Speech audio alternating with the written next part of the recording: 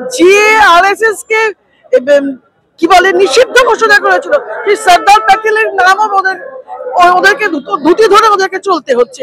এই হচ্ছে ওদের দুরবস্থার কারণ। এই বিষয়টাকে এই হীনমন্যতাকে নিজেদের হীনমন্যতাকে ঢাকা দেওয়ার জন্য ওরা এই ধরনের কথা বলছেন। ওরা ভারতবর্ষের সংস্কৃতি বোঝেন না, বাংলার ডিএনএ চেনে না, রবীন্দ্রনাথ বোঝে না।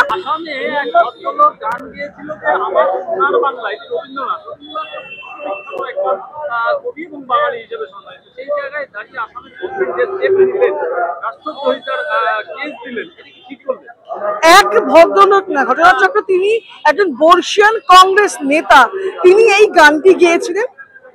প্রসঙ্গত বিষয়টা হচ্ছে 1941 সালে রবীন্দ্রনাথ যখন মারা যান, তখন ভারতবর্ষ ভাগ হবে, তাকে ভেঙে তিনটে রাষ্ট্র তৈরি হবে এবং তার গান এই তিনটে রাষ্ট্রেই দুটো রাষ্ট্রে সমাদৃত হবে, এগুলো কোনোটাই তিনি জানতেন না।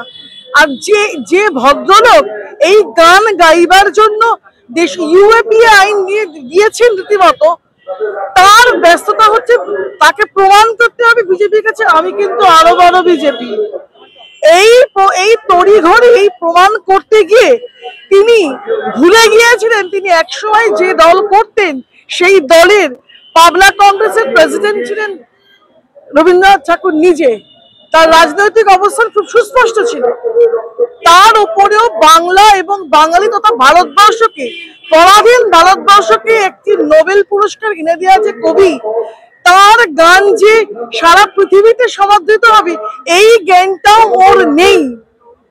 এই জ্ঞানটি না থাকার দরুন এবং ওই বিজেপির কাছে নিজের মান্যতা তৈরির জন্য উনি এমন একটি কাজ করলেন।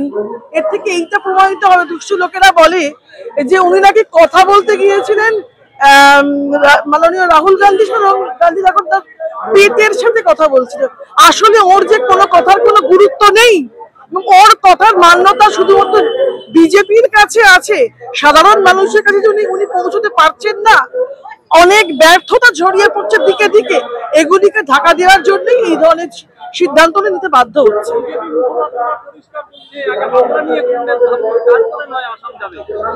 আসলে বিজেপি তো জানে না ইতিহাসটা। স্বাধীনতা সংগ্রামের কোনো মুখ নেই, সেখানেও কংগ্রেসের নেতাদেরকে নিয়ে টানাটানি করতে হয়, বলতে হয় অমুকে জায়গা পায়নি, অমুকে যেন ওদেরকে পড়ে গেছে।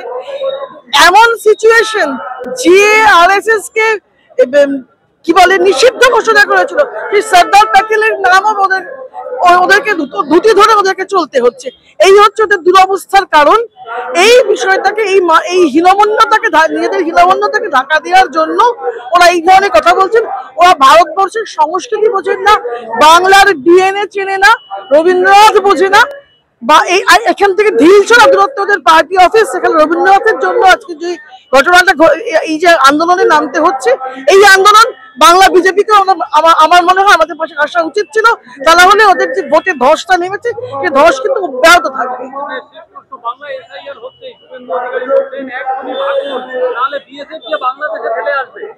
দেখুন, শুভেন্দু অধিকারী কি বলছেন সেটা নিয়ে আমি খুব ভাবিত নই। আমার বিষয়টা হচ্ছে এসআইআর 1952 সাল থেকে হয়েছে, যেমন 8 বার এসআইআর হয়েছে, শেষবার 2002 সালে এসআইআর হয়েছে। এসআইআর হওয়াটাকে কোনোভাবে আটকাতে চাওয়ার ইচ্ছা আমার সরকারের নেই।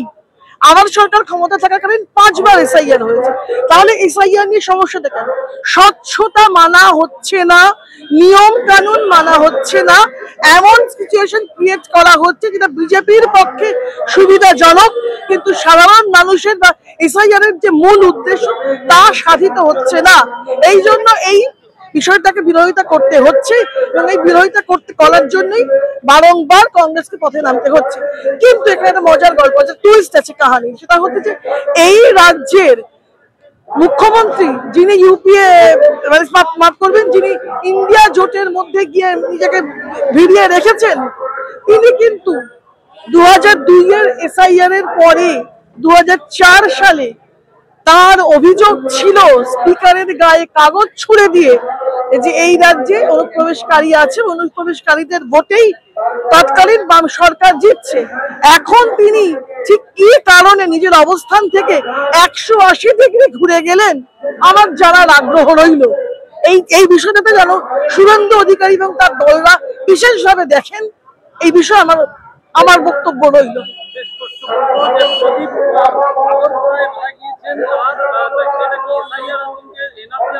দেখুন, যার হাতের 4টি আঙুল নেই এবং যিনি কি লিখেছেন সেটা এখনো পরিষ্কার করে বোঝা যাচ্ছে না, একমাত্র মমতার দলই ওটাকে মান্যতা দিচ্ছে বা বিশ্বাস করছে।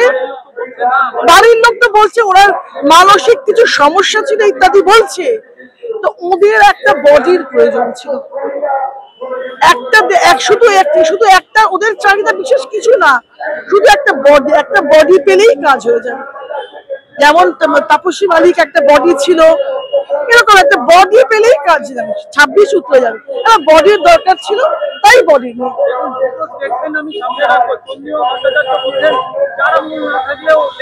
হ্যাঁ, এটা আমি দেখেছি। তাহলে ওরা নিজেরাই তো কনফিউজ, নিজেরাই নিজেরা বলছে, নিজেরাই হাসছে। আর ভাইপো বলছে নাকি কৃষক বলছে গাছে বেঁধে মারুন বলে মানুষকে উত্তেজিত করছেন। কেন? 7 লাখ ভোটে যিনি জিতেছেন তিনি তো আরো স্বচ্ছ চাইবেন, 14 লাখ চাইবেন স্বচ্ছ ভোটার, ভোট দিই ওকে, কিসের ভয় ওর? ভাইপোকে আসলে বিষয়টা হচ্ছে সারা বিশ্ব জুড়ে উঠছে ঝড়, ভাইপোটাকে জেলে ভর, এই হচ্ছে বাংলার মানুষের দাবি।